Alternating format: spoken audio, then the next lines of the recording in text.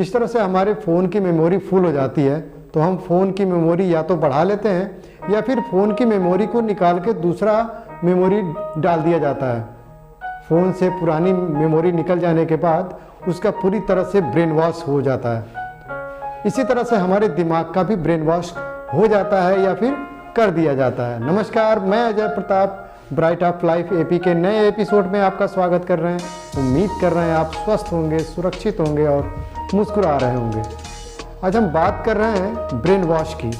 Brain wash कैसे होता है, कौन करता है, किस कंडीशन में होता है, ये सारी चीज़ों पे चर्चा करेंगे। अंत तक बने रहिएगा इस वीडियो पे। वीडियो को स्किप मत करिएगा। चैनल पे नए हैं तो सब्सक्राइब कर लीजिए, बेल आइकन को दबा दीजिएगा ताकि इसके बाद कोई भी वीडियो अपलोड करते हैं तो उसकी नोटिफिकेशन सबसे पहले आप तक पहुंचे।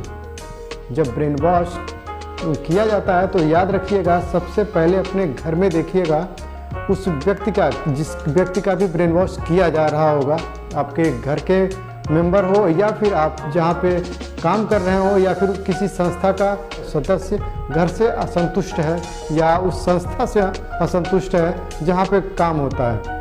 जब असंतुष्टि बढ़ती है तो फिर ऐसे जगह पे एक थर्ड मेंबर या तीसरे व्यक्ति की एंट्री होती है और वो एंट्री जब होती है तो फिर दोनों में धीरे धीरे लगाव हो जाता है। वो व्यक्ति आपके परिवार से या उस संस्था से बराबर मेल जोल बनाए रखता है। इस कंडीशन में होता क्या है कि घर का मुखिया या फिर उस संस्था का मुखिया, उस मुखिया से भी उस तीसरे व्यक्ति का जुड़ाव स्वाभाविक रूप से हो जाता है। वो व्यक्ति भी जो वो संस्था के मुखिया से या फिर घर के मुखिया से संपर्क बनाए रखता है और जो व्यक्ति घर से असंतुष्ट है उससे उसका टच ज़्यादा हो जाता है। उस व्यक्ति के द्वारा उस घर में जाने के दौरान ये पता चल जाता है कि इस घर में क्या क्या समस्याएं चल रही हैं या क्या क्या प्रॉब्लम होती है। हर घर में कुछ समस्याएं तो होती ही हैं, हर घर में लड़ाई झगड़े तो होते ही हैं, लेकिन उस झगड़ों का ही फायदा उठाते हुए तीसरा व्यक्ति जो है वो आपके घर में एंट्री लेता है और उस असंतुष्ट सदस्य से जो है उसका संपर्क ज़्यादा हो जाता है। फिर जो है उससे बराबर बातचीत जारी हो जाती है। घर के व्यक्ति सोचते हैं ये तो दोस्त है, आता जाता रहता है, उससे ज़्यादा ध्यान दिया नहीं जाता है, लेकिन वो व्यक्ति धीरे धीरे उस सदस्य के दिमाग में जहर घोलने का काम कर दिया जाता है या फिर कहें ब्रेन वॉश करना शुरू कर दिया जाता है। अब होता कैसे है, सपोज दैट आपके घर में लड़ाई हुई, उस टाइम वो व्यक्ति उस घर में है, अगर नहीं भी है तब की बात मैं अलग से बताता हूँ। जब आपके घर में लड़ाई होती है तो उस समय वो व्यक्ति घर में आपके रहता है।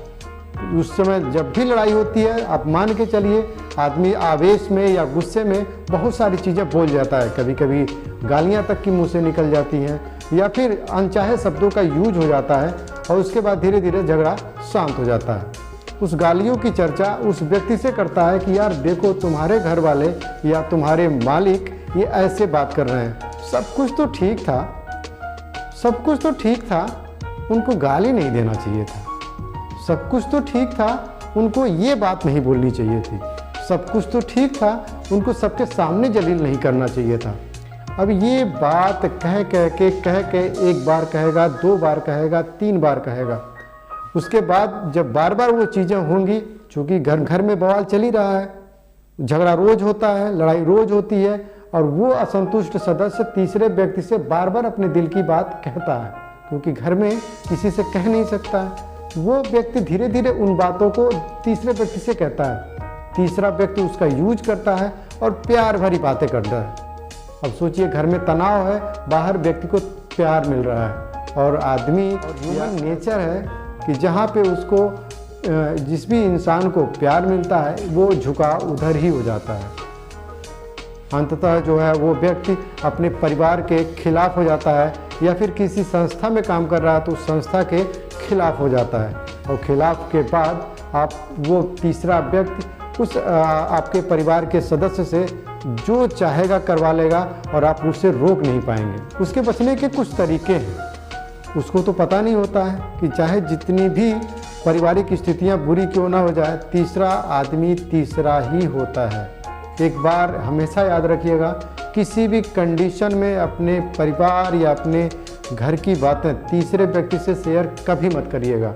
क्योंकि आजकल लोग यूज से ज़्यादा मिसयूज करते हैं। और इससे बचने का सिर्फ एक ही तरीका है कि आपके परिवार में अगर कहीं भी कोई भी परिवार का सदस्य असंतुष्ट चल रहा है या किसी बात को लेके दिक्कत आ रही है तो उससे तुरंत कम्युनिकेशन गैप ख़त्म करिए, आप उससे बात करना शुरू करिए।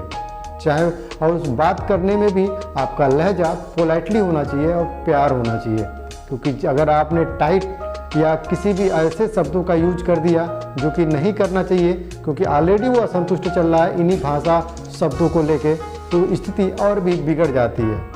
और जब भी आपके परिवार की स्थितियां बिगड़ती हैं तो ध्यान रखिएगा आपके परिवार के सदस्य की एक्टिविटी बिल्कुल बदल जाती है। जब भी आपकी परिवार की किसी सदस्य की एक्टिविटी बदले या बॉडी लैंग्वेज जिसे बोलते हैं या शारीरिक भाषा जब भी लगे कि नहीं यार ये कुछ अलग लग रहा है, ये कुछ दूसरे रास्ते पे जा रहा है, तुरंत सतर्क हो जाइए, क्योंकि वो स्थितियां परिवार या समाज के लिए या फिर उस संस्था के लिए जहाँ पे काम करते हैं अच्छी नहीं होती हैं। उम्मीद कर रहे हैं आपको वीडियो ये पसंद आया होगा। वीडियो पसंद आया हो वीडियो को शेयर कर दीजिएगा, लाइक करिएगा, वीडियो शेयर कर दीजिएगा। लगता है कि वीडियो जानकारी के लिए अच्छी है या किसी के काम आ सकती है। मिलते हैं अगले वीडियो में, तब तक के लिए जय हिंद।